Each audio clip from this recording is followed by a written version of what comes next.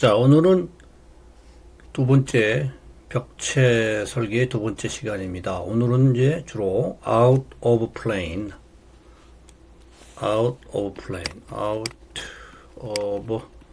plane을 받는 월. 그렇죠? 우리가 지난 시간에 얘기했죠? 지하 벽체가 대표적인 out of plane을 로딩을 받는 그런 벽체다. 그래서 지하 벽체에 작용하는 아우로 플레인 로드는 이제 토합이 되겠죠. 토합. 물도 있죠. 수압이 되겠네요. 그죠? 그 다음에 이제 뭐 지상부의 벽체는요. 지상부의 벽체는 이제 윈드로드를 받겠죠. 정면으로, 그죠? 측면으로 말고 정면으로 윈드로드를 받겠죠. 그래서 이런 벽체가 있는데 오늘은 이제 지하 벽체에 대해서 주로 한번 알아보도록 하겠습니다. 지하 벽체는 여러분들 아시겠지만 뭐 우리 건물의 지하는 우리나라 건물 지하는 세계적으로 유명하죠. 세계적으로. 왜 세계적으로 유명하냐면 저는 지하 10층쯤도 본 것 같아요. 거의 엄청나죠. 아파트, 그 수많은 아파트 다 지하 주차장이 있고요. 그래서 가장 중요한 게 이런 벽체를 잘 설계를 해야지. 벽체가 무너지면 큰일 나잖아요. 지하 10층에서. 그때 우리가 어떻게 토합을 설계하겠는가. 여러분이 회사에 들어가면 아마 제일 처음에 부딪히는 그런 과제가 지하 벽체 설계가 아닐까 이렇게 생각을 합니다. 저는 그랬습니다. 건물 상부 올라가기 전에 지하가 해결돼야 되니까요. 그렇죠? 그래서 우리가 이제 오늘은 아주 심각하게 한번 요 지하 벽체에 대해서 한번 공부를 해보겠는데요. 토합과 수압을 먼저 한번 잘 이해를 하셔야 됩니다. 토합, 수압, 이건 이제 이해하기가 얼마나 간단한지 모르겠습니다. 설명 잘 들어보세요. 유사점은 이제 아래로 내려갈수록 증가한다. 그죠? 토합도 그렇고 수압도 그렇고 아래로 내려갈수록 증가한다. 이거 모르시는 분 안 계시죠? 그리고 이제 지하 벽체에 대해서는 이제 횡력으로 작용하는 거죠. 우리가 이렇게 지하실을 이렇게 막아놓으면요. 이렇게 막아놓으면은 이 토합이 횡력으로 작용하죠. 이렇게 횡력으로. 이게 이제 지하 벽체라고 한다면요. 얘를 벽체라고 한다면 우리가 이제 이런 토합을 받는 벽체를 또 옹벽 이렇게 표시를 하는데요. 우리는 그냥 베이스먼트 월 이렇게 합시다. 베이스먼트 월. 왜냐하면 토목처럼 우리 베이스먼트 월은요 전부 지하에 있으니까 이제 이 토목에서 옹벽이라고 하는 이유는 이제 지상부에 있는 벽을 얘기하는 거거든요. 그래서 지상부에 있는 이런 옹벽은 주로 이제 토목에서 합니다. 우리나라 회사에서는요. 왜 그런지는 관습이겠죠, 일종의, 그죠? 그리고 이제 지하에 있는 벽체, 즉, 베이스먼트 월은 이제 건축에서 합니다. 건축에서. 예, 제가 있었던 회사는 그랬습니다. 지금도 마찬가지일 거예요. 예, 이렇게 되어 있습니다. 자, 그렇게 했을 때, 이제 토합이 어떻게 작용합니까? 토합이 횡방향으로 작용하죠? 그렇죠? 횡방향. 그래서 횡력의 형태로 작용한다. 이렇게 보시는 겁니다. 물론 잠수함이 물속으로 들어가면은 사방에서 봤죠? 수압을요. 우리가 이거를 이제 하이드로스태틱 로드다 그렇게 얘기하는데요. 우리는 이제 여기까지는 이제 배우질 않습니다. 자, 다른 점은 뭐냐면요. 횡력을 결정하는 횡력 팩터가 다르다. 이제 이게 무슨 말이냐면요. lateral, 우리가 영어로는 lateral coefficients 이렇게 얘기하기도 하고요. 다양하게 불리는데요. 이게 뭐냐면은 몇 퍼센트의 수직 하중이 횡력으로 작용하는가,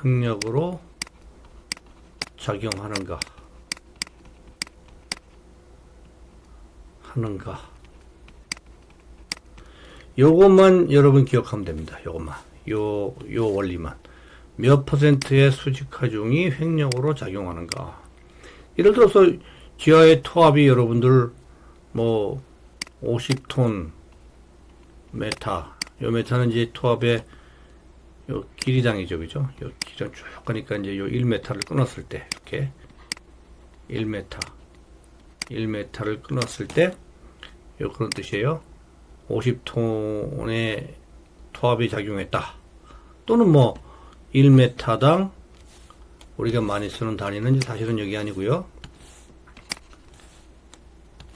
50톤 메타의 메타 제곱 이렇게 표현하거든요. 그러니까 이쪽으로 1m 갈 때 1m 폭에 있어서 요 토합의 단위 면적당 토합이죠, 그죠? 예, 이렇게 표현을 주로 우리가 많이 합니다. 자, 여기에 이제 토합이라고 볼 때, 여기에 이제 뭐 1%가 1로 걸리느냐, 2%가 걸리느냐, 뭐, 몇 프로가 걸리느냐, 그죠? 이게 바로 뭡니까? lateral coefficient.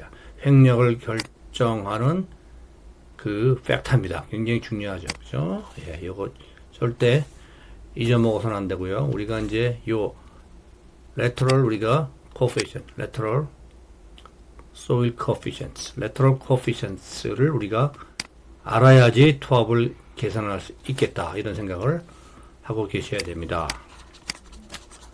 자, 지워볼게요. 요거를 싹 지워보고 한번 보겠습니다. 또 이렇게 싹 지워보겠습니다. 주지. 그렇죠. 그래서 우리가 횡력을 결정하는 토합을 우리가 한번 토합의 횡력의 요소를 한번 보겠습니다. 수압은요, 먼저 수압은 무조건 1이죠. 1. 그 횡방량 작용 퍼센티지가 무조건 1이죠. 이 얘기는 뭐냐면은 우리가 물을 이렇게 가둬놓으면요, 저수지에 이렇게 물을 가둬놓으면요, 물은 100% 다 옆으로 가요. 100% 옆으로 가요. 그렇죠? 우리 배웠죠, 그죠? 유체역학 시간에 배웠습니다. 우리 건축에서는 유체역학 안 배우죠, 참. 근데 이제 공업수학에서 뭐 그런 데서 뭐 물리 이런 데서 배우지 않나요? 예, 어쨌든 간에 그렇게 했을 때 100%가 옆으로 가거든요. 100% 이렇게 100%. 그래서 우리가 1입니다. 물에 대해서는 100%가 옆으로 간다. 1이에요. 근데 소일의 경우에는 그렇지 않습니다. 소일은 두 가지가 있습니다. 두 가지. 하나는 능동토합이라는 게 있어요. 우리 액티브 프레셔. 전문용어로 액티브 프레셔. 수동토합은요, 패시브 프레셔라는 게 있어요. 그럼 액티브 프레셔는 이제 결론만 얘기하면요, 액티브 프레셔는 30%가 옆으로 갑니다. 30%. 소일 중량의 30%가 옆으로 갑니다. 패시브는요, 소일 중량의 3배입니다. 3배. 3배니까 어떻게 돼요? 그죠? 300%인가요? 예. 자, 이게 무슨 말이냐면요, 이제 우리가 원리를 알면은 이해하기가 쉬운데요. 여기 이제 벽이 있었죠. 벽체가 있죠. 벽체가 있는데, 이 벽체에 소일이 무너져 내리죠. 무너져 내리는 거는 우리가 능동적이다라고 볼 수 있죠. 능동적.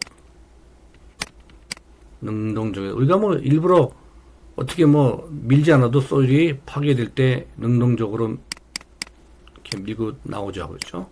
이럴 때 이 소일 프레셔는 우리가 KA라고 부릅니다. 그래서 KAA는 액티브란 뜻이죠. 액티브. 여기 나온 액티브. 그래서 KA는 약 0.3 이렇게 보시면 됩니다. 30%가 옆으로 간다 그런 뜻이에요. 그럼 수동은 뭐냐면요. 수동이란 게 뭐냐면, 자, 여기 이제 요만큼 이제 흙이 이제 여기 벽체가요. 요만큼 벽체가 여기 흙에 묻혀 있다고 봅시다. 이렇게 묻혀 있다고 보면은요, 얘가 이렇게 흘러내릴 때, 그렇죠? 흙이 흘러내릴 때 벽체도 이렇게 밀리죠. 그죠? 벽체도 밀리는데 여기는 밀리지만은 여기는 어떻게 되죠? 여기도 밀죠. 같이 밀겠죠. 뭐 무조건. 그죠? 같이 밀어야 되겠죠. 같이 밀어야 되는데 이 흙의 입장에서 보세요. 여기 흙의 입장, 여소울의 입장에서 보면은 얘는 흙을 어떻게 표현해야 될까요? 미는 방향, 들이치는 방향이라 그럴까요? 들이치는 방향. 들이치는 방향이죠. 흘러내리는 방향이 아니죠. 그죠? 흘러내리는 방향이 아니다. 그죠? 지금 무슨 방향이에요? 흙을 들이치는 방향이에요. 그죠? 흙을 들이치는 방향. 얘하고 다르죠? 얘하고. 그죠? 여기는 흙을 들이치는 방향이에요. 다시 말하면 흙이 수동적인 입장이 되는 거예요. 수동적인 입장. 수동적 입장. 그때는 이제 흙을 밀어서 파괴를 시키려면은 3배, 자중에 3배가 필요하다. 그런 뜻이죠. 이해가시죠? 다시 한번 정리를 합니다. 흙이 자동적으로, 능동적으로 쓸어내려서 우리가 파괴가 될 때 이 옆으로 가는 비율은 중력의 소일의 중량의 30% 정도 된다고 보면은 흙을 들이밀어서 파괴시키기가 어렵겠죠. 이제 쉽게 얘기하면 흙이 있는데 이렇게 여기 모래가 쌓여있어, 흙이 쌓여있어요. 그래서 들이밀어가지고 얘를 울퉁하고 파괴 이렇게 찌그러뜨리려면요. 그죠? 이 찌그러지는 게 이제 이렇게 파괴가 되는 건데, 이렇게요. 이렇게, 그죠? 이렇게 파괴시키려면은 큰 힘이 필요하다는 거 우리 알 수 있죠. 그거는 이제 소일의 힘에 거의 3배의 힘이 필요하다. 이렇게 되는 거죠. 그죠? 클리어하죠? 예. 클리어하죠? 예. 그래서 이제 하나만 더 하고 이제 넘어갑니다. 이제 문제로 들어갑니다. 그래서 여기서 파괴되는 면을 보면요. 능동으로 파괴되는 면은 요 정도. 이렇게 넓지 않습니다. 그죠? 요 정도. 이게 펜이 잘 안 먹어요. 직선이. 능동으로 파괴되는 면이 이렇게 되어 있죠. 그죠? 수동으로 파괴되는 면은 밀어야지 파괴가 되니까 굉장히 길겠죠. 그죠? 그래서 요 능동 투합은 좀 우리한테 불리한 투합이고요. 그죠? 얘는 좀 위험하죠. 근데 이 능동 투합에 대비해서 이 수동 투합은요, 우리한테 유리하죠. 그죠? 유리한 투합이죠. 왜냐하면은 우리가 월이 이렇게 묻혀있죠, 소일에. 그죠? 우리가 근입장 그렇게 얘기하는데요.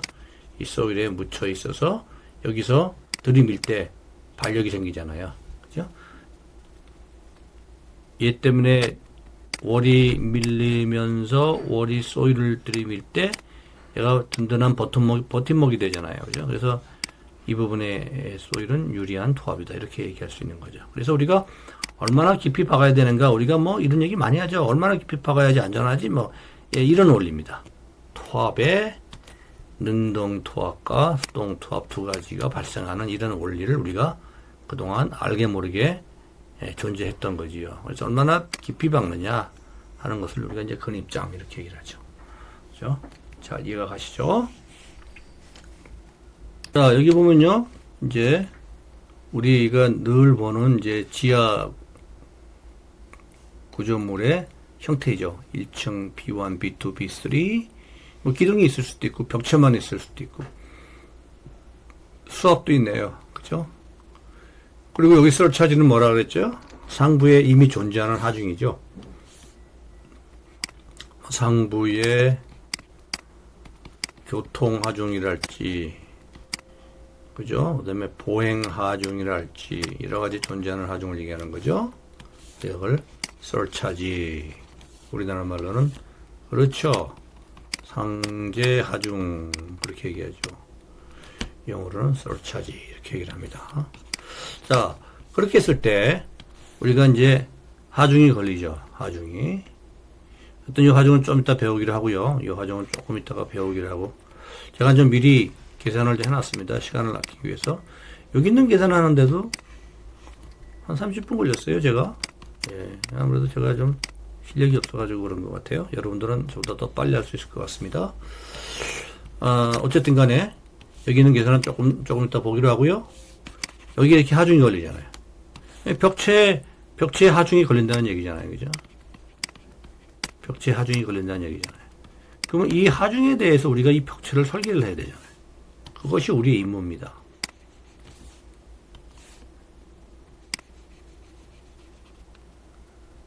그것이 우리의 임무입니다. 그것이 우리의 임무예요. 이 하중에 대해서 이 벽체를 설계하는 건데, 이 하중은 이제 뭐 지하 벽체에서 주로 어떻게 형성이 되어 있죠? 그렇죠. 뭐 설명 다 드렸어요. 토합 플러스 수합 뭐 거의 왜 있나요? 하나 더 있죠. 뭡니까? 그렇죠. 상제 하중이 있다 그랬잖아요. 세 개죠, 뭐. 그죠? 요 세 개 하중이 존재하는 겁니다. 이 지하 벽체에 치는 하중은요. 그 외의 하중은 없어요. 여기 사람이 못 들어가니까 뭐 사람이 미는 하중 그런 건 없을 거 아니에요?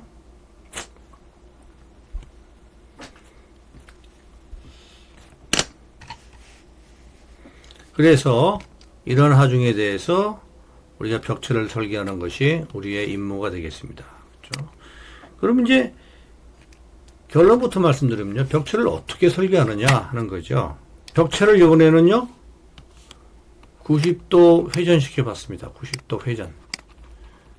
우리가 이제 기초 설계할 때는요. 기초는 제가 180도 회전을 시켰죠.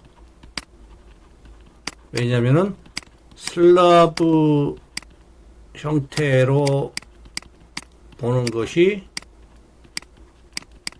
우리한테는 익숙해 있기 때문에 그런 거죠. 그래서 이제 이 벽체는 이제 90도를 회전시켜야 될 거예요. 여기가 이제 설차지가 여기에 이렇게 있는 거죠. 이렇게.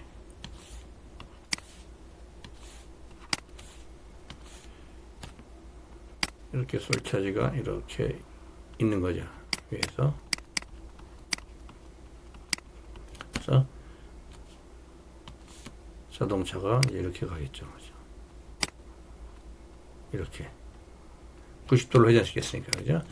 그래 놓고 이제 슬라브와 유사하게 만들어 놓고 우리가 배근을 보는 거죠. 이게 이제 제거하는 방법이에요. 저도 뭐 헷갈려요.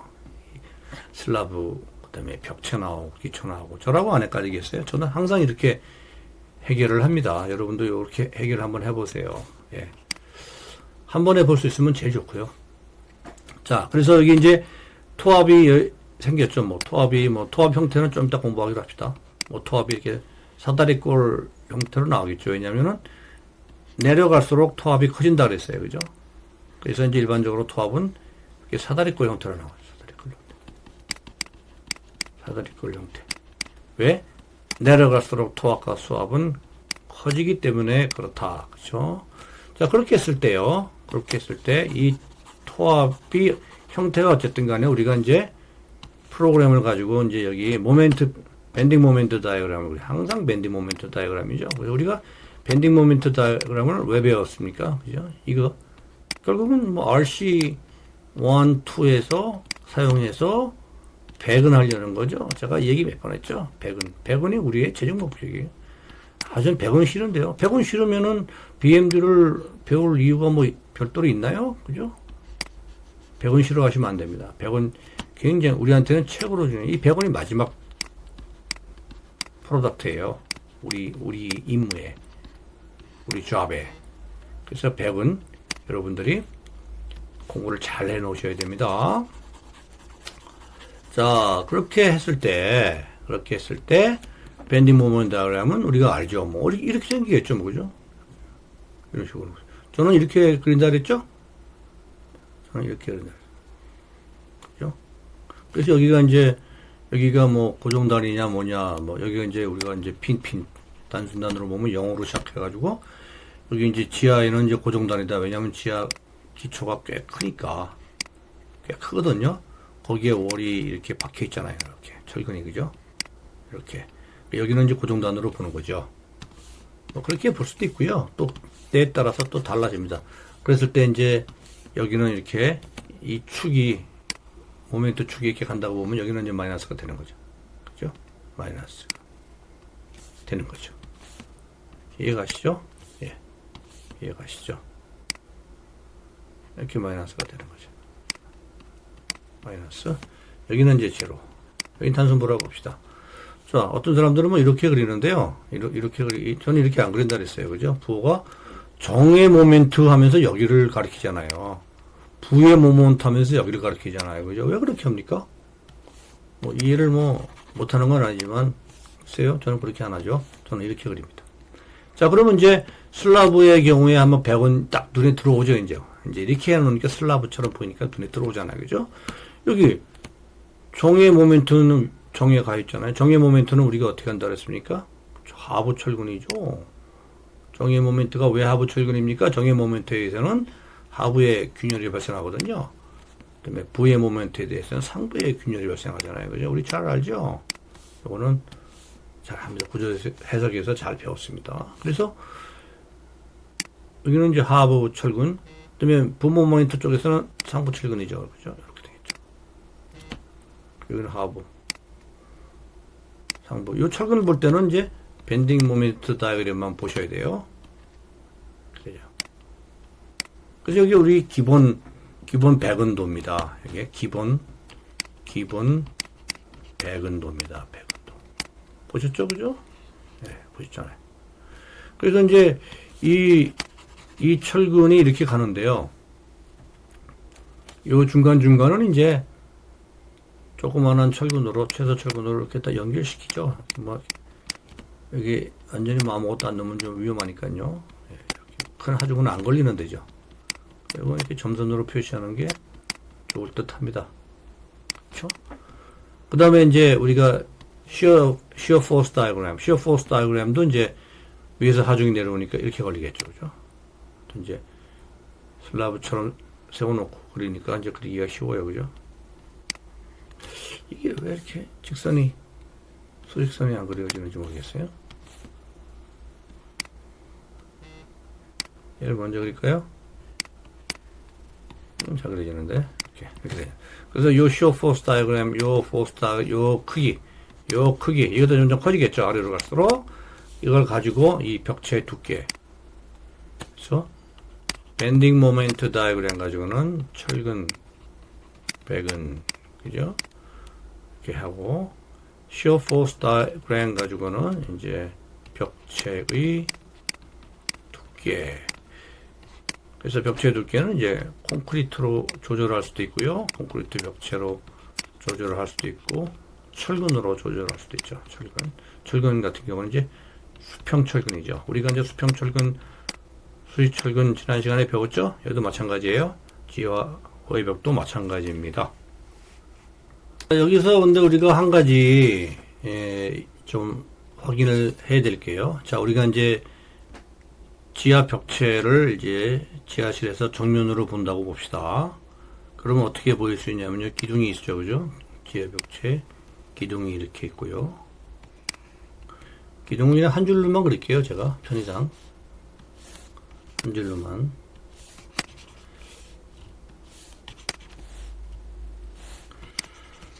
한 줄로만 그리겠습니다. 한 줄로만. 벽체가. 이렇게 가 있죠.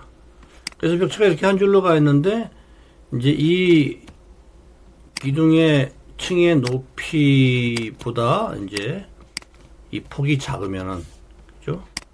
폭이 작으면은, 우리가 이제 요거는 뭐라고 볼 수 있습니까? 이제 원웨이를 볼 수가 있죠. 원웨이 슬래브 또는 원웨이 벽체 이렇게 볼 수가 있죠. 그죠? 그래서 이런 경우에는요. 철근이 이제 옆으로 배관이 돼야 되겠죠. 이렇게. 이게 기본 철근 배관 방향이죠. 그죠?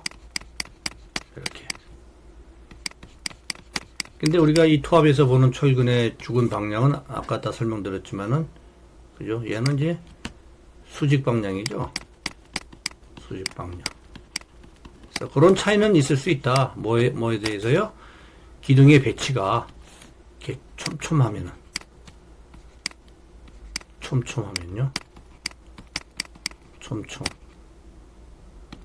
촘촘하면은 기둥의 기본 배근 방향은 옆으로 가는데, 그렇지 않은 경우에는 우리가 여기서 보는 것처럼 모멘트 다이어그램에 의해서 수직 방향으로 배근을 한다. 이렇게 보시면 되겠습니다.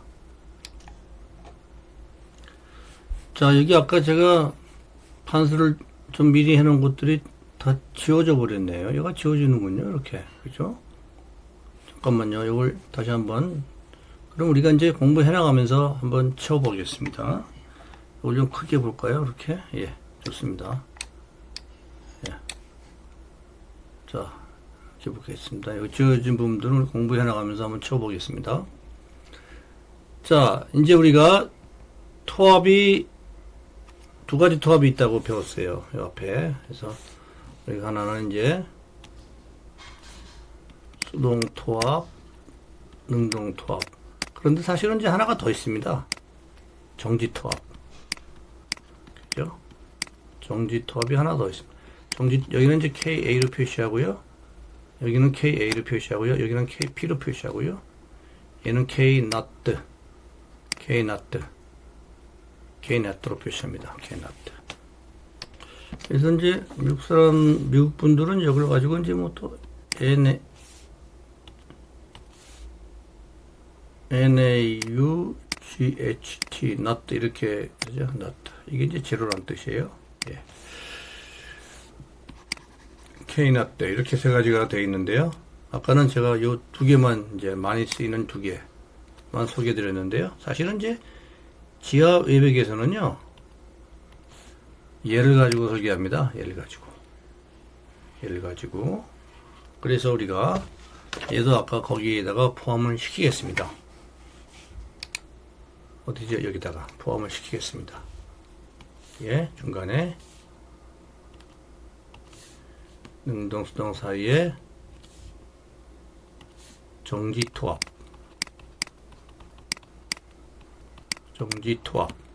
그래가지고 K-NOT는 이제 0.5가 나오는 거예요. 얘는 요 중간 값이거든. 0.5. 2분의 1이란 얘기죠. 자, 요거 하나를 추가하도록 하겠습니다. 자, 그래서 요 K-NOT는 이제 여기 있는 것처럼 0.5를 사용합니다. 정지 토합 개수예요. 정지 토합 개수. 자, 여기서 이제 우리가 중요한 거는요. 잘 봅시다, 이제. 일단은 위에 상제 하중이 있잖아요. 그죠? 상제 하중이 여기 올라타거든요. 그러면 상제 하중이 이제 요 토합면에 작용을 하죠. 그죠? 요 토합면에 작용을 할 거 아니에요? 상제 하중에 의해서 발생하는 토합. 그렇게 얘기할 수 있죠? 상제 하중에 의해서 발생하는 토합. 그런데 상제 하중은 이미 여기다가 하중으로 주어져 있잖아요. 그래서 우리가 이쪽 폭 1m만 아까처럼 1m만 간다. 모든 지하 외벽도 마찬가지예요. 다 1m만 간다 보면은 여기다가 1 이렇게 곱하나만 하죠. 1m. 자, 그래서 이렇게 이제 1 퍼메타 이렇게 쓰는 겁니다. 이제 지워졌네요. 자, 그렇게 했을 때 이게 이제 중량이 되잖아요. 상제 하중에 의한 중량이 되는 거예요. 그럼 상제 하중의 중량에다가 그쵸 토합 개수, 횡적 하중을 주는 수평 하중을 주는 토합 개수를 판단했어요. 그래서 우리가 0.5로 곱하는 거죠. 0.5 여기다가는요 0.5로 곱하는 겁니다. 이렇게 0.5로 곱하게 되면요 어떻게 되냐면은 이제 요 부분에 제가 색깔을요 빨간 거를 막 다 지워져 버렸어요. 자, 한번 같이 합시다. 지금 이제 이 빨간 거, 요 빨간 부분은 어떻게 계산이 되죠? 그래서 저기 나오죠. 여기 나오죠. K-NOT 계산하고 요거죠. 요거 1.2에 0.5 여기 이제 빨간 부분의 길이죠. 그죠? 여기 빨간 부분의 길이 이렇게 되는 거죠. 이해가시죠? 그래서 이 부분은 고스란히 내려와서 여기서 행력으로 작용을 하는 거죠. 이렇게. 그죠? 그것이 바로 이 빨간 부분이죠. 여기도 그냥 빨간색으로 할 거예요. 헷갈리니까. 이렇게. 그죠? 자, 그 다음에 이제 또 이 부분에 의한 토합이 또 존재하죠. 이제 상제 하중은 끝났고요. 이 부분에 토합이 존재하죠. 그죠? 이 부분의 토합이 얼마냐면은 60cm. 60cm입니다. 60cm. 60cm가 존재하죠, 이게. 그래서 이 60cm 요 부분의 토합의 영향으로 여기에 또 작용하는 토합을 또 하나 더 구해봐야 돼요. 이렇게, 그죠? 이렇게. 하나 더 구해봐야 돼요. 같이. 요 파란 부분으로 표현되어 있어요. 그래서 그게 바로 어떻게 되냐면요. 자, 이제, 일단, 중량은요, 여기에서 느끼는 중량은 감마 DH1. 그죠? 감마 DH1. 감마 D, 이제, 새로운 게 나오죠, 우리. 자, 한번 해봅시다. 감마 D는요, 감마 D는, 이제, 소일의 세제곱미터당 중량을 얘기하는데요. 그렇죠? 단위 중량 이렇게 얘기하는 거예요. 단위 중량을 얘기하는데 이 단위 중량 흙은 이제 물에 젖을 수도 있고요. 아예 잠길 수도 있어요. 그죠? 세 가지 경우가 있어요. 그리고 완전히 드라이 된 마를 수도 있어요. 그죠? 흙은 세 가지 형태로 존재합니다. 이렇게. 세 가지. 그래서 이번 예제에서는요, 우리가 드라이 한 개 나왔고요. 완전히 잠긴 게 나왔어요. 그죠? 그래서 완전히 드라이 할 때의 소일 무게가 뭐, 다 다르겠죠? 지구상에 어디 가든. 일반적으로 우리가 그냥 1.8톤 per 메타 삼성 이렇게. 여러분 이게 좀 감이 안 가세요? 콘크리트 우리 무게가 뭐 2.0톤 이렇게 보죠. 그죠? 배웠죠? 삼성 이렇게. 철근까지 포함하면 뭐 한 2.4톤 메타 큐브 이렇게 되잖아요. 그죠? 그러니까 뭐 콘크리트에 비해서 작지 않죠? 소일이 굉장히 무거운 물체입니다. 무거운 물질이에요. 이 소일을 우리가 굉장히 얕보고 막 땅 파고 들어가서 작업하고 하시다가 사고가 많이 나죠. 큰일 납니다. 소일은 콘크리트와 거의 맞먹는 무게입니다. 단위 중량만 가지고 비교할 때 그렇습니다. 그럼 잠겨 있는 경우에는요, 우리가 이제 표현을 어떻게 하냐면은, 감마 프라임 이렇게 표현하거든요.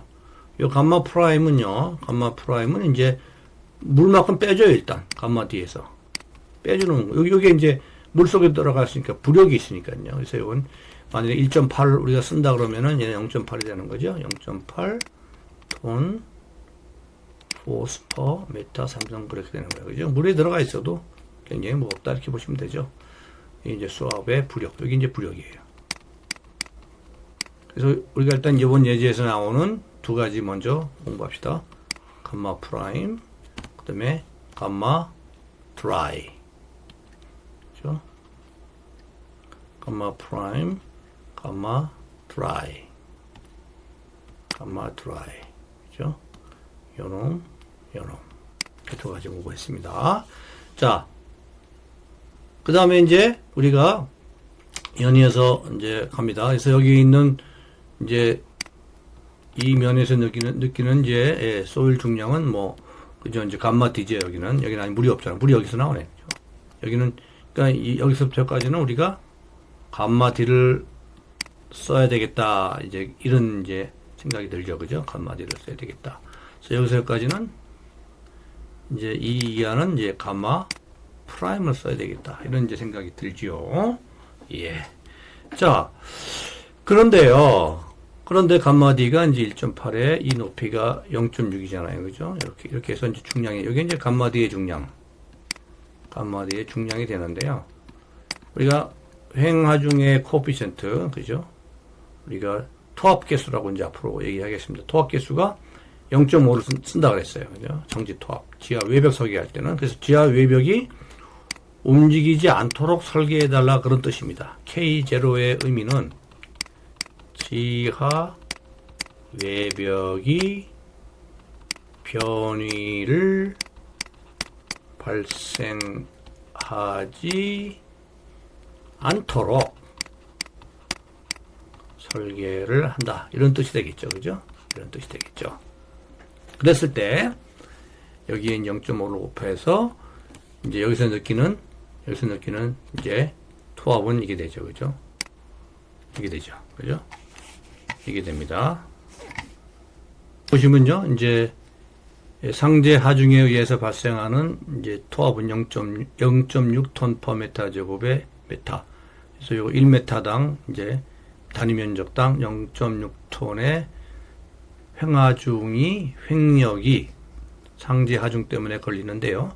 그래서 여기서는 얘를 이제 여기다가 더해야 되겠죠. 그죠? 이렇게 빨간 거, 파란 거를 더하면 1.14톤 퍼 메타 제곱 퍼 메타 이렇게 나오죠. 그래서 이제 얘가 바로 P2 요층에서 발생하는 횡하중이 되겠습니다. 횡하중이 여기가 그죠? 여기가. 자, 그러면 이제 또 여기 하나 더 내려오죠. 한 층을 더 내려옵니다. 그러면 한 층을 더 내려올 때는요. 이제 제가 이제 방법을 하나 좋은 방법을 알려 드릴게요. 여기처럼 이렇게 전체 빨간 거 파란 거를 전체 더한 그 하중은 요 아래층에 직사각형으로 작용을 한다고 보는 거예요. 오케이. 그래서 요 다음 층에 이제 투합을 이제 구해 봅시다. 거기 투합은 어떻게 구해지냐 하면요. 우리가 이제 하나만 아시면 돼요. 이렇게 구해진 상부에서 구해진이죠. 그렇죠? 상부층에서 구해진 하중은 직사각형 형태로 해서 그대로 하부층으로 전달된다. 그죠? 전달된다. 이런 뜻이죠. 상부층에서 구해진 하중은 직사각형 형태로 그대로 하부층으로 전달된다. 이런 뜻이죠. 이렇게 전달됐어요. 그죠? 이만큼이 또 전달됐어요. 그럼 이제 이만큼만 이제 우리가 계산하면 되죠. 이것도 이제 파란색으로 표시면 그죠? 이렇게 전달, 요거만 계산하면 되죠. 이렇게요. 이렇게. 이건 어떻게 계산합니까? 똑같은 식을 우리가 쓰는 거죠. 그래서 이 전체적인 요층에서 무게는 역시 감마 D H2. 이제 여기가 H2니까요. 여기 이제 4m라는 뜻이에요. 그리고 이제 K 났더니 0.5니까. 그래서 감마 D 1.8에 4.0m. 그 다음에 0.5. 얘가 이제 1.8이 이제 톤 퍼 메타 삼성이니까. 그죠? 얘를 이제 계산하면은 이제 메타 자승이 되고요. 이게 이제 퍼 메타당이니까 전부 다 메타당이니까 이 메타당은 따로 다니는 거예요. 이렇게. 그러니까 요 앞에 단위는요. 요 단위를 얘기하는 거죠. 그죠? 요 단위. 여기 이제 톤 퍼 메타 삼승이니까 메타를 곱하면 톤 퍼 메타 자승이 되는 거죠. 이렇게. 그죠? 뒤에 톤 퍼 메타 얘는 길이당 따라 다니는 겁니다. 자, 그래서 얘는 3.6이 나오는 거예요. 여기 3.6. 그래서 여기도 역시 이제 두 개가 나오죠. 빨간 거 하나, 그죠? 빨간 건 정사각형, 직사각형 거죠. 그 다음에 여기 이제 파란 거 하나, 이렇게 나오는 거죠. 그래서 두 개를 더하면요. 이제 결국은, 그러므로, 여기 지워졌습니다만은, 아까 제가 계산을 해놨거든요. 그러므로 두 개를 다 더하면 어떻게 되죠? 1.14가 내려왔죠. 그죠? 1.14.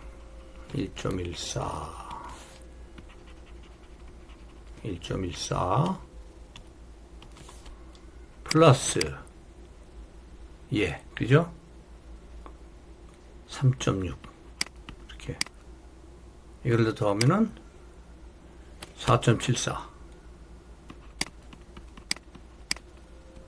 이제 단위 있으면요 톤 포 메타 제곱에 메타 이렇게 되겠죠. 그죠? 이렇게 되겠죠.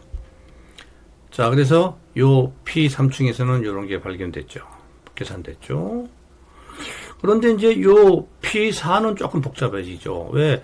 일단 이제 P4에서도요, 예, 직사각형 부분은 내려갑니다.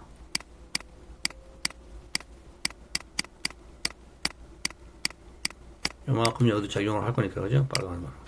그래서 얘는 얼마냐면은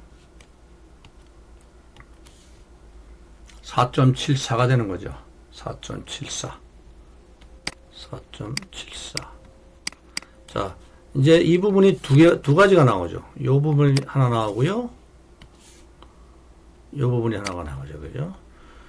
파란색 부분은 뭐고, 초록색 부분은 뭐냐. 파란색 부분은요, 똑같이 소재에 의한 횡력입니다. 파란색. 근데 이 파란색 부분은 계산할 때 어떻게 써야 되죠? 감마 D를 쓰면 안 된다. 그죠? 왜? 여기 물이 있잖아요. 이 표시가 물 표시예요. 이 표시가 삼각형 표시가 물 표시입니다. 물 표시. 수위 표시입니다. 여러분 이제 회사에 들어가시면 늘 봅니다. 그래서 감마 D를 쓰시면 안 되고 뭘 써야 된다 그랬어요? 잠겨 있으니까. 그렇죠? 감마 세츄레이트. 감마 세츄 이렇게 표현해요. 어떤 데에서는 감마 세츄레이트 이렇게 표현도 하는데요. 우리 여기서는 그냥 감마 프라임으로 표시하겠습니다. 감마 프라임. 이렇게 감마 세츄 물에 잠겨 있는 거요. 물에 잠겨 있는 거에다가 똑같죠, 그죠? 우리가 이제 이게 이제 H3인데 H3는 이제 4200이죠. 4.2죠. H3 일단 H3 이렇게 쓰고요. 여기에 이제 뭘 곱합니까? 그렇죠. 토합계수는 똑같죠. 토합계수는 똑같다. K 나트 이렇게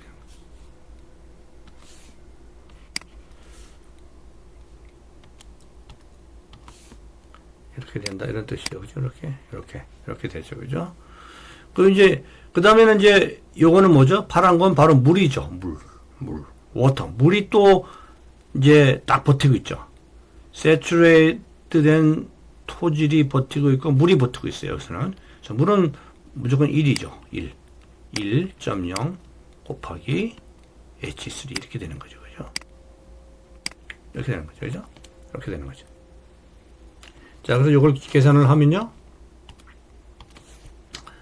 요거는 0.5 곱하기 0.8 곱하기 4.2 그렇죠? 이렇게 되죠.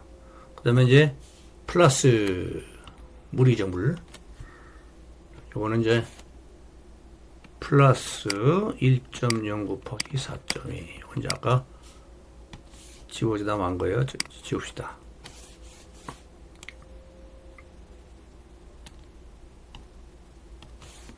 이거는 이제 H3 그렇죠? 이렇게 되는 거죠. 이거는 이제 워터죠. 수압. water pressure. 이렇게 되는 거죠. 그랬을 때 이 값이 얼마가 나왔냐면은 이제 5.88 톤 메타 스퀘어 퍼 메타 이렇게 나왔습니다. 이게 이 값이. 그래서 이제 요놈이 여기로 왔고요. 그렇죠? 그 다음에 이제 요놈이 여기로 왔습니다. 이렇게 한번 강의를 이렇게 꼼꼼하게 해놓으면요, 여러분이 몇 번 와서 보니까 그래도 보람이 있습니다. 수업 시간에는요, 이제 이렇게 꼼꼼하게 강의하다가도 문득문득 드는 생각이, 이거 복습이 바로 안 되면은 다 기억이 안 날 텐데 하는 염려가 없지 않아 있거든요. 온라인 강의는 이제 그런 게 없으니까 강의하는 저로서도 아주 마음이 편합니다. 아주 자세하게 해드리고 싶은 마음이 생겨요. 이렇게. 자, 이거 뭐 이해 안 가는 부분 없으시죠? 자, 그래서 이제 토탈 얼마 나왔죠? 토탈 얼마가 나왔냐면은 토탈 P4에서는 다 더하면요 10.59가 나왔어요. 10.59 톤 퍼 메타 제곱에 메타. 그죠? 그런데 이제 여기다가 왜 10이 나왔냐면 얘를 더하니까. 그죠? 그래서 이제 이렇게 쓰면 또 헷갈리니까 요거를요. 요걸 이렇게 합시다. 그래서 빨간 걸로 4.74 더하기 5.88 이렇게 하면 이제 그죠? 10이 나오죠? 10.5 나오죠. 그죠? 여기 나오죠. 예, 여기 나오죠. 그죠? 그러면 이제 이쪽하고 매치가 되죠? 그리고 맨 아랫부분이죠. 맨 아랫부분에 토합, 수합 등 평화중 계산 방법에 대해서 한번 알아보도록 하겠습니다. 여기 보시는 것처럼요. 여기 보시는 것처럼 지금 상부에서 걸렸던 평화중이 있죠. 이 부분이죠. 이 부분, 예, 이 부분, 이 부분이 똑같은 부분이죠. 이 부분. 이 부분이 이제 하부에는 그대로 평화중으로 오는 거죠. 이거는 이제 지금까지 쭉 윗부분에서도 동일하게 했었죠. 그죠? 이렇게 오는 거죠. 그래서 이 부분에 동일한 하중이 그대로 아랫부분에 토합으로 먼저 작용을 합니다. 이렇게요. 그래서 이 부분은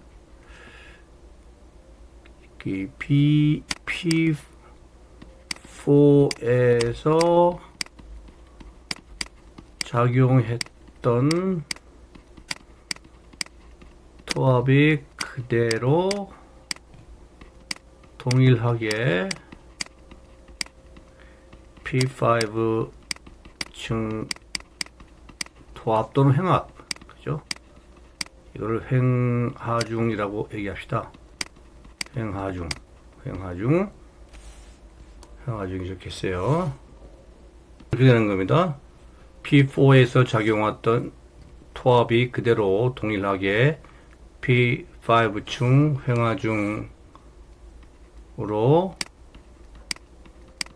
작용한다, 이런 뜻이 되겠습니다. 그리고 이제 상부와 동일하게 그 옆으로는 우리가 토합이 작용하는데요. 이게 이제 토합이 작용하는데요. 이 토합이 작용하죠.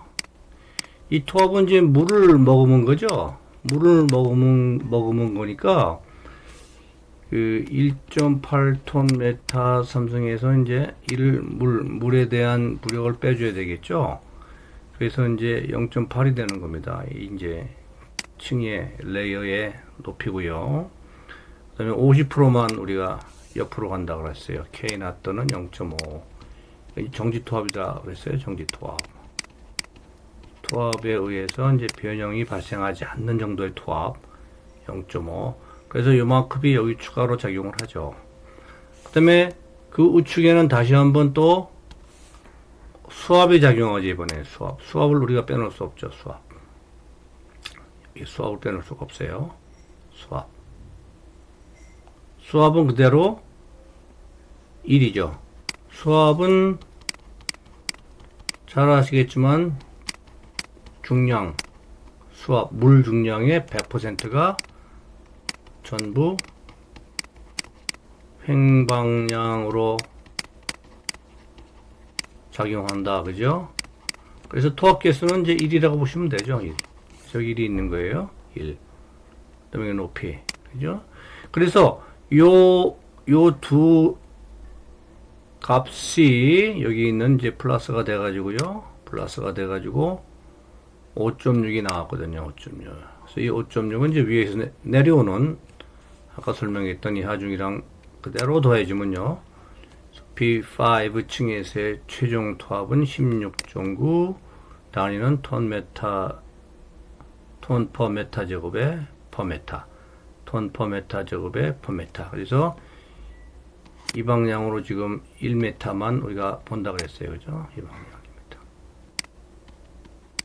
1m. 요게 바로 요거를 얘기한다 그랬어요. 이렇게요. 이렇게 얘기한다 그랬어요. 이렇게. 자, 이해가시죠? 네, 여러분의 이해를 100% 돕기 위해서요. 조금 더 보충 설명을 하도록 하겠습니다. 여기 있는 이 부분은요, 사실은 이제 물의 중량이죠. 물의 중량. 근데 물의 중량의 100%가 횡압으로 치니까 여기 1.0을 곱한 거예요. 그렇죠? 이렇게. 그래서 여기는 1.0이 생략이 된 거죠. 그래서 여기에 수압은 100% 횡화중으로 이렇게 써놓은 겁니다. 그래서 요 1.0이 생략이 되어 있는데, 뭐 이건 여러분들이 뭐 다 다 잘 이해하셨으리라고 생각이 됩니다. 그리고 이제 최종적으로 정리를 하면요. 여기는 이제 상제하중, 서차지에 의해서 기본적으로 이제 횡력이 작용하고요. 위에서 내려오는 횡하중은 그대로 빨간색으로 표시를 했습니다. 여기는 이제 여기 이만큼이 이제 횡하중으로 그대로 가는 거죠. 여기서 이만큼이요. 이만큼. 이게 잘 안 그려지네요. 다시 한번 그려볼까요? 잘. 여기서 이만큼이 횡압으로 가는 거고요. 그 다음에 이 부분에 이제 파란색이죠. 이 부분은 파란색이죠. 그렇죠? 예. 지금은 이제 복습 중입니다. 이 빨간색이고요. 그렇죠? 그래서 아래쪽도 마찬가지죠. 이만큼이 빨간색인데요.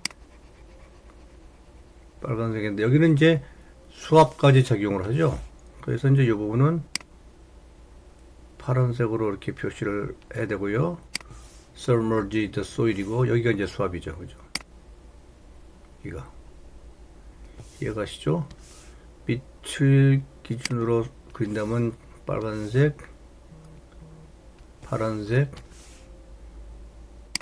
초록색 이렇게 되는 거죠. 그죠? 이해가시죠?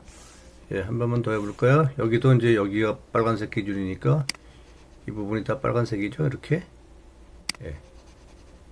그리고 여기가 파란색 submerged top이고요. 이 부분이 이제 초록색 수압이죠.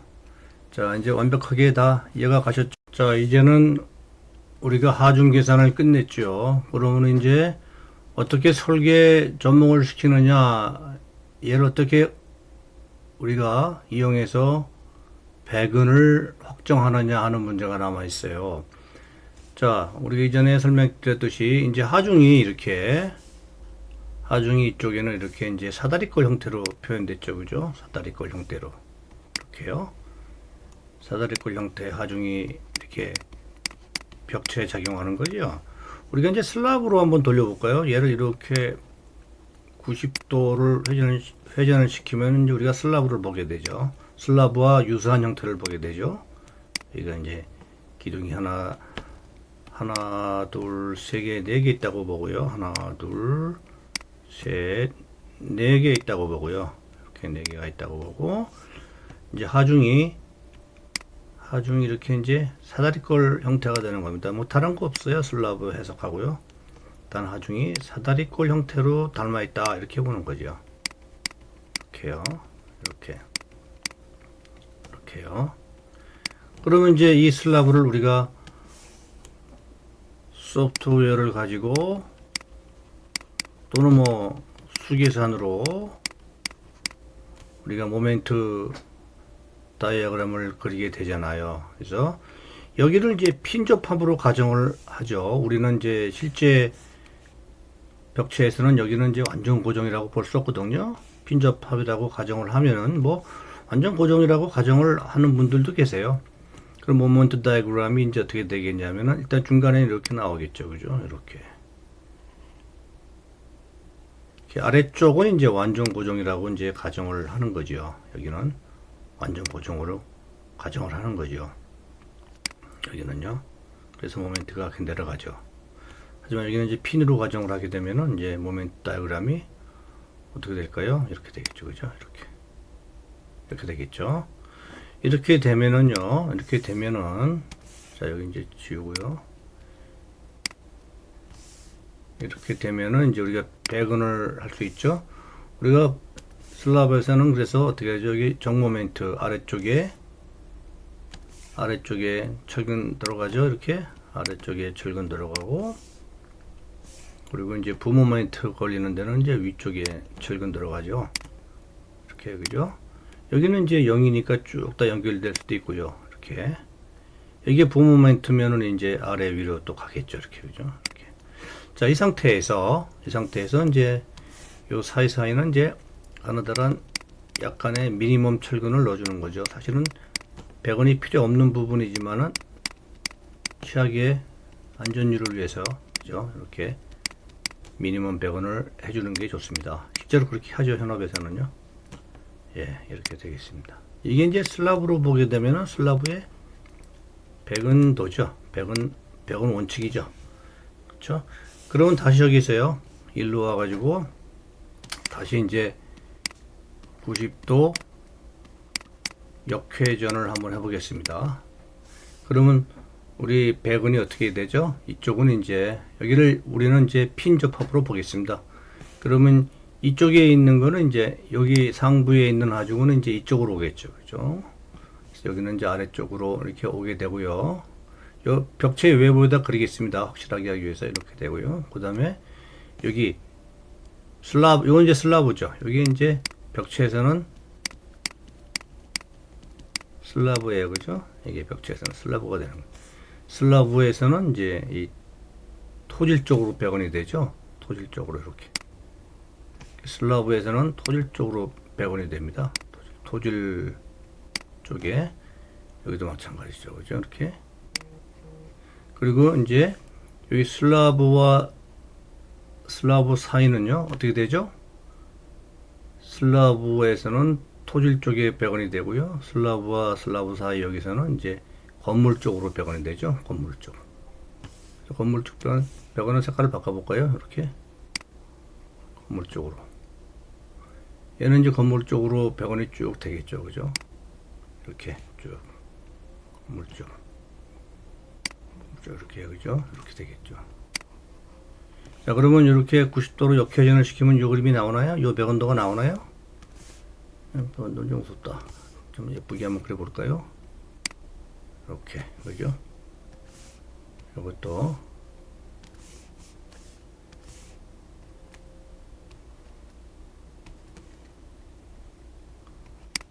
요것도 예쁘게, 이렇게. 이렇게요. 그렇죠. 요거를 90도 역회전 시키면은 이제 들면요.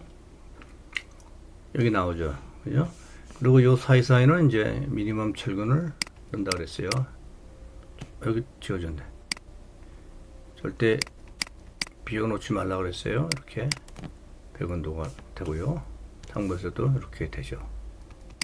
그렇죠? 이렇게 미니멈 철근으로 연결을 시키는 거죠.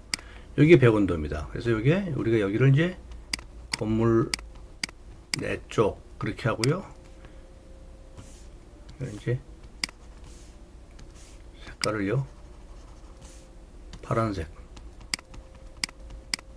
건물 내 쪽 그렇게 하고요. 이쪽을 이제 토질 쪽. 그렇게 하면은 이제 우리가 100원도가 완성이 됐죠. 그죠? 요 뒤에 가서 이제 실제 마이다스로 해석한 백은도를 볼 수 있습니다. 예, 볼 수 있습니다. 그래서 이 백은도는요, 이제 여러분께서 앞으로 현업에서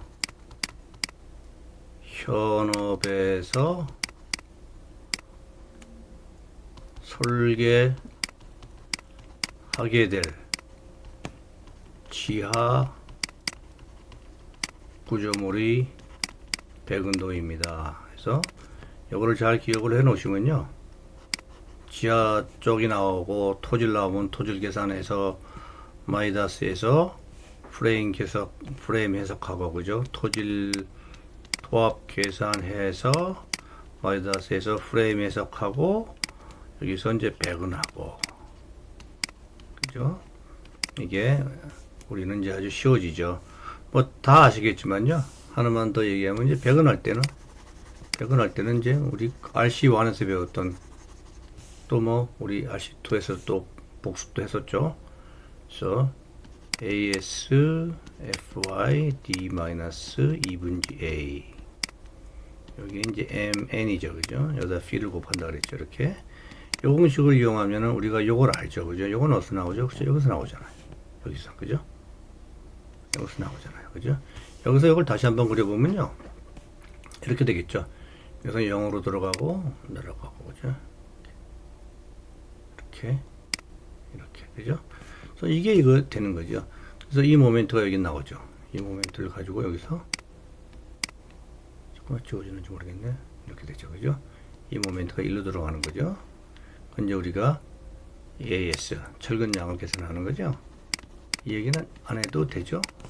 하여튼 했습니다. 도합 계산하고 소프트웨어 계산하고 배분하고 이게 여러분 앞으로 현업에서 설계하게 될 지하 구조물의 배분도다 이렇게 말씀드릴 수가 있겠습니다. 현재 해석을 위한 단순화 아까 제가 말씀 그대로죠. 여기는 핀으로 엮고요, 그죠? 여기는 이제 고정단으로 엮어서 밴딩 모먼트 다이어그램을 그리는 거죠. 그렇죠? 예. 이제 이렇게 철근 배근이 되는 거죠. 예. 여기처럼 이제 여기를 이렇게 핀으로 가정했다 그러면 이제 이 철근이 이렇게 연장이 되겠죠, 그죠? 이렇게 까지 이 철근은 필요가 없는 거죠, 그죠? 이론적으로는 그렇죠. 실제에서는 이제 미니멈 철근을 다 넣어주지만 이론적으로는 여기 철근이 필요 없는 거죠. 여기 이렇게 핀으로 해서 이렇게 여기다 모멘트 다이어그램을 뭐 바꿔서 이렇게 그리는 게 낫겠죠, 그죠? 이렇게. 만일에 이제 여기를요, 뭐 이유가 있어가지고 여기를 이제 여기도 고정단으로 딱 설계를 해버리면요, 이렇게. 그죠? 고정단으로 설계를 해버리면은 모멘트 다이어그램이 이제 이렇게 마이너스가 많이 발생하죠, 이렇게. 그죠? 이렇게 되면 이제 철근 배분도가 여기처럼 이 월이 쭉 있으면은요, 여기가 슬라브 레벨이고, 월이 쭉 있으면은, 철근 배분도가 여기 이제 상부로 가겠죠, 그죠? 왜? 여기 본 모멘트니까. 이렇게 가겠죠, 그죠? 그렇죠. 그래서요, 철근 배분이 이렇게 되느냐, 철근 배분이 이렇게 되느냐, 이렇게 되느냐, 그쵸? 모델링 방법이죠. 바운더리 컨디션에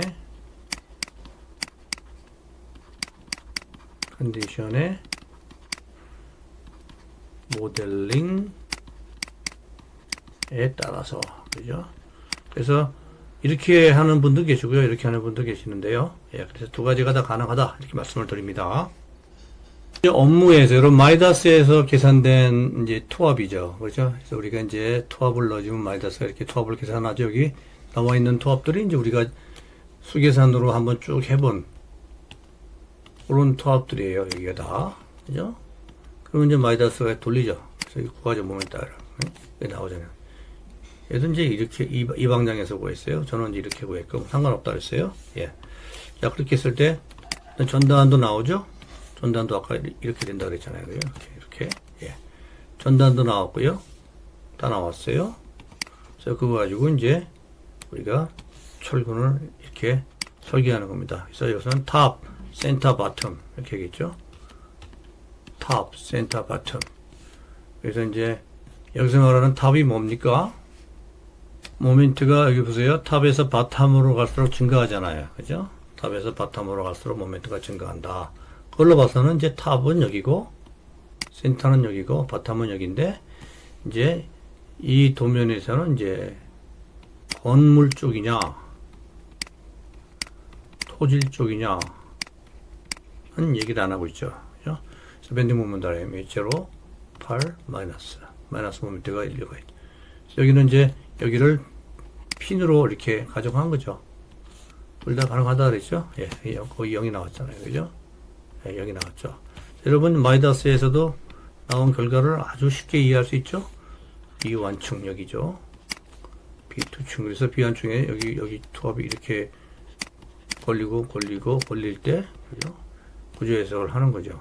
그래서 모멘트가 나오면 철근을 이렇게 딱 계산하는 거죠. 하나만 볼까요? D13 철근을 탑에서는 400mm 간격, 아래에서는 굉장히 빡시게 가죠. 90mm 간격, 그죠? 모멘트가 왜 증가하니까 아래로 갈수록, 그죠? 모멘트는 아래로 갈수록 증가한다. 이렇게 제가 그릴 때는 전부 이렇게 동일하게 그리는데 저는 뭐 이거 구조 해석 관점에서 본 게 아니고 형태를 그린 거니까. 근데 아래로 갈수록 커진다. 그죠?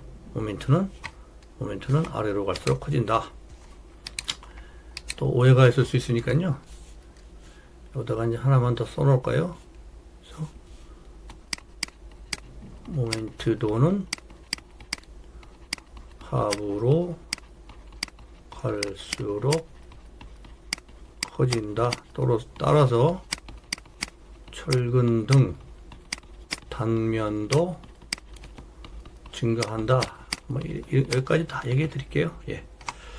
또 왜 똑같습니까? 이런 질문 하시는 분이 있을 것 같아가지고. 자, 마찬가지예요. 다 마이너스까지 쫙 설명을 다 했습니다. 이렇게. 그죠?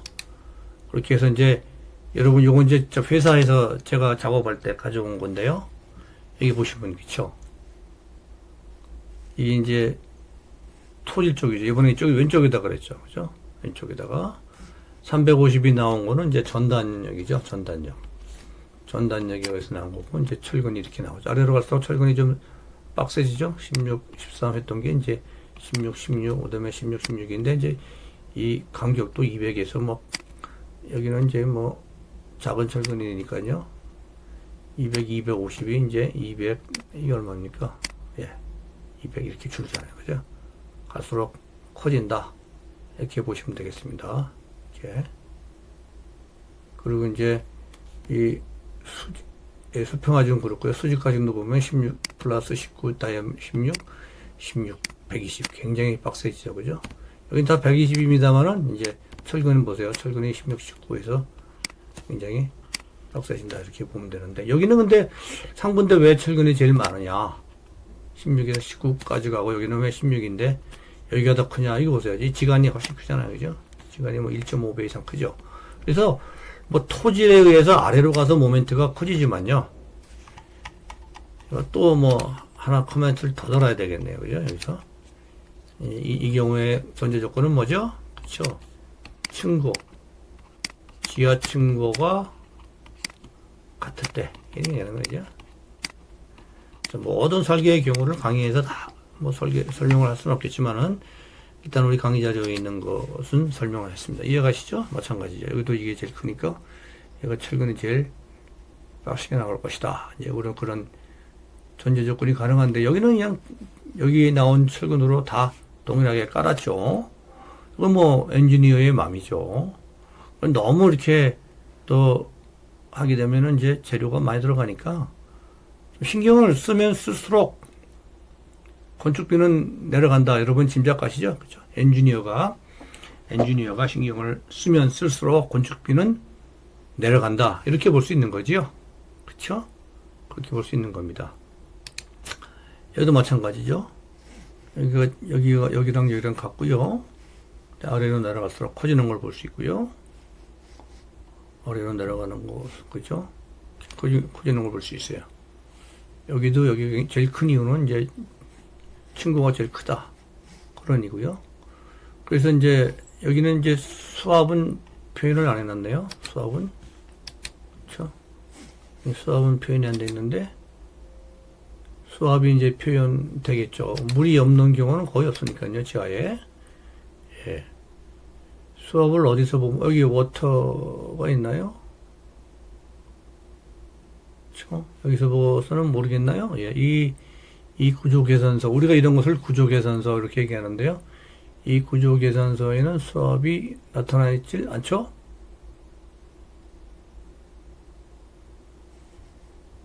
이게 수압인 것 같기도 하고요. 그죠? B1에 1m. 여기서 수압이 있는 거, 이렇게 보이네요. 그죠? 여기도 마찬가지고. 어쨌든 간에 수압은 확실치 않습니다. 예. 자, 벽체의 마지막 주제입니다. 이제 우리가 이제 이 벽체도 우리가 기둥으로 볼 수 있는, 벽체하면 기둥이죠. 기둥으로 볼 수 있는 게 아니고, 기둥입니다. 자, 여러분이 기둥에서 배웠던 방법, 또 어떤 분들은 이제 엑셀로 프로그램을 짜신 분들도 계실 거고요. 어쨌든 간에 우리가 기둥에서 배웠던 방법을 동일하게 적용을 합니다. 아주 동일하게. 그죠? 여기 이제 내용을 보시면은 우리가 이제 다 배운 것들이죠. 요거는 전단벽에 이제 수직 전단근 설계하는 공식이고요. 그죠? 이거 전부 다 우리가 다 배웠죠. 지난 시간에. 그죠? 그래서 여기까지는 다 배운 거고요. 자, 그래서 여기를 기둥으로 취급을 하고요. 기둥으로 취급을 하고 PM 상관도를 돌리면 나오죠. 이렇게. 그죠? PM 상관도가 이렇게. 나오죠. 그죠? 예. 그래서 이 PM 상관도상에서 우리가 가중이 이제 이 내부에 존재해야 되겠죠. 여기도 마찬가지죠. 이것도 어디 월인지 모르겠지만 400. 이게 이제 길이죠. 이게 이제 우리가 배울 때 이제 depth라고 배웠어요. 전단역에서는 이제 depth라고 표현을 하지요. 그랬을 때 이거 다 공부했고요. 지난 시간에. 예, 다 공부했죠. 예. K도 어떻게 결정하는지 공부했고요. 그 다음에 얘를 이제 기둥으로 간주하고 PM 상관도를 돌리면요. 똑같이 나오죠. 그죠? 이렇게 똑같이 나옵니다. 그죠? 예. 그래서 이거는 이제 제가 숙제로 내주는 과제 중에 하나인데요.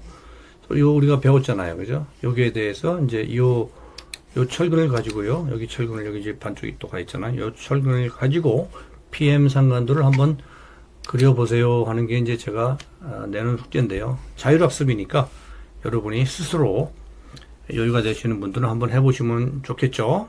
그래서 그 결과를 잠시 보여드리면요. 여기 보시면 이제 이렇게 여러분이 요번에 공부한 이제 전단벽체죠.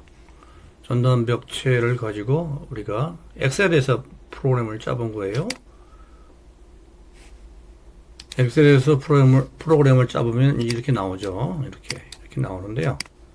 쭉 나오는데, 여러분 이제 기둥에서 배운 그대로입니다. 그죠? 그래서 이렇게 PM 상관도를 그려본 거죠. 그죠? 그래서 여러분 이거는 이제 아까 마이다스에서 보신 거랑 똑같죠. 그죠? 기둥도 우리가 역시 기둥도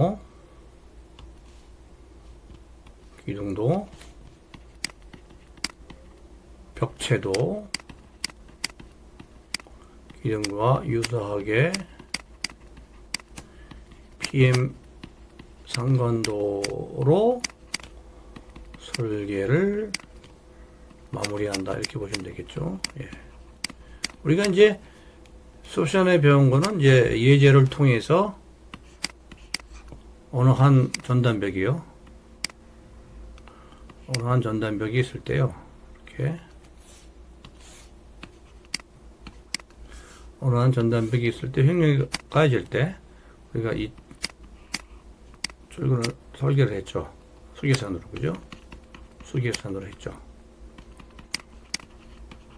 그런데 이제 PM 다이아그램을 그리면요. 우리가 이제 이 벽체에도 충력이 작용하죠. 이렇게. 그죠? 벽체에도 이렇게 충력이 작용하고요. 또 이 VU가 작용하면 이제 모멘트도 작용하죠. 그죠? 모멘트. MU, 이제 이걸 PU라 그러고요. U가 들어가면 뭐라 그랬어요? N임이라 그랬어요. 적군이에요. 적군. MU. MU는 이제 뭡니까?